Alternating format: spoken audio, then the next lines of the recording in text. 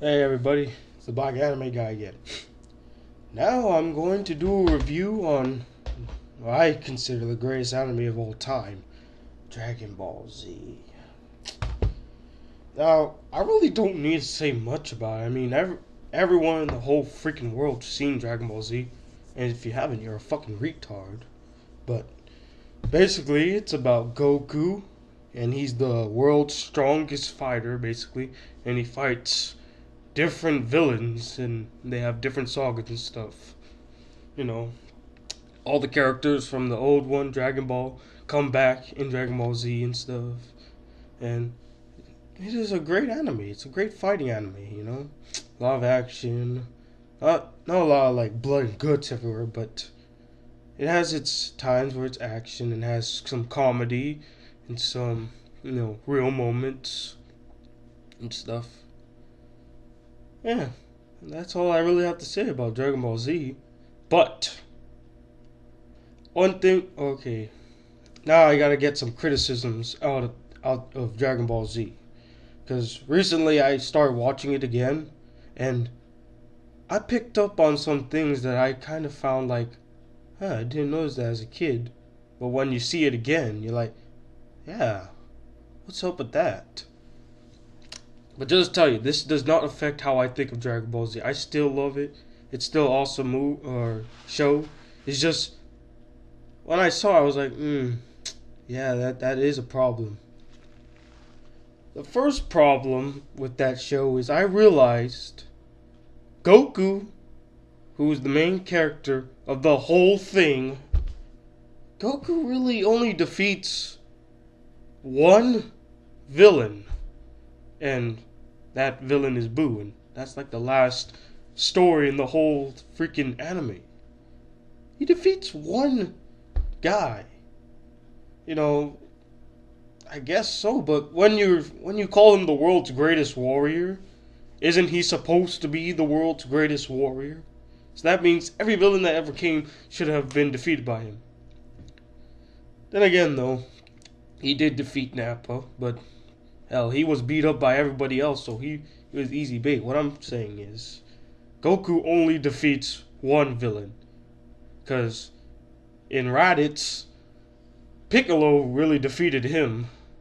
And then you got Vegeta. He beat the crap out of him, but Gohan was the one that sealed the deal. In fact, Gohan has defeated more villains than Goku has defeated more villains. That's pretty sad. Frieza? Well, see, Frieza came back, and then he was defeated by Trunks. The androids, he was sick for most of the time, so the androids were defeated by Vegeta or whatever. Cell was defeated by Gohan, and then you got Boo, which he defeats. Also, one thing I notice is Goku dies more than any character in all of Dragon Ball Z. And he comes back more than any Dragon Ball Z character. That's pretty weird, you know? Why would they always try to kill off the protagonist of your story all the time? I mean, seriously. I mean, in the first episodes of Dragon Ball Z, your main character already dies. Kinda weird, considering he's the main character. And then they kill him off again in the Cell Saga. And then he comes back in Boo, and he has like a halo on his head. He's like, oh, I'm still dead, but just here to show off, What else? Oh, I think everyone has noticed this, but all of the characters that meant anything in Dragon Ball, who were like, yeah, we were strong warriors too, they hardly do anything in Dragon Ball Z. The only characters that actually matter in Dragon Ball Z would be Goku, Gohan, Vegeta, and Piccolo. And then later on Goten and Trunks, but who cares about them? Yeah. So Yamcha, Tien, Chaozu, Krillin, they all don't really matter later on. They don't do anything, basically. I mean, the only big fight they ever been part of after was in the Cell Saga. That was their last big hurrah. Because in the Boo Saga, what really do they do? Krillin has hair now? Oh, that's stupid. And also, the whole idea of Krillin falling in love with Android 18 was pretty edgy to me. I'm like, what? Robo love? No. But, you know what? I forgot about that. I got over it. No. Oh, here's one. You know, they always pointed out that Gohan had, like, amazing powers and he's super strong. Like, as a little kid, you're like, whoa, I've never seen that power level before. But later on within Dragon Ball Z, you don't see it. I mean, he starts going to school and he doesn't care about fighting as much. Now he's all about the girls and that stuff. Fidel, whatever that blonde bimbo's hair, blonde bimbo is. It doesn't matter. I mean, I was set up to believe like, oh, Gohan's gonna be this great hero when he grows older and he's gonna be even more powerful than his father. Well, he isn't. I mean, the only good thing that ever came out of Gohan after his father died was he became mystic, which I never really got because he still looked the same. And he gets beat by Boo in that mystic state. And he was supposed to be training, and he became Mystic Gohan. But it doesn't do anything. He still sucked. I always thought that was a big letdown. Like, I thought Gohan was supposed to be something great. Doesn't turn out to be anything great. Just another warrior that gets beat the freak down, you know, get his ass whooped. Nothing. Just gets forgotten. What else? This is a funny thing. In Dragon Ball, the whole thing between Goku and Chi-Chi was a big deal.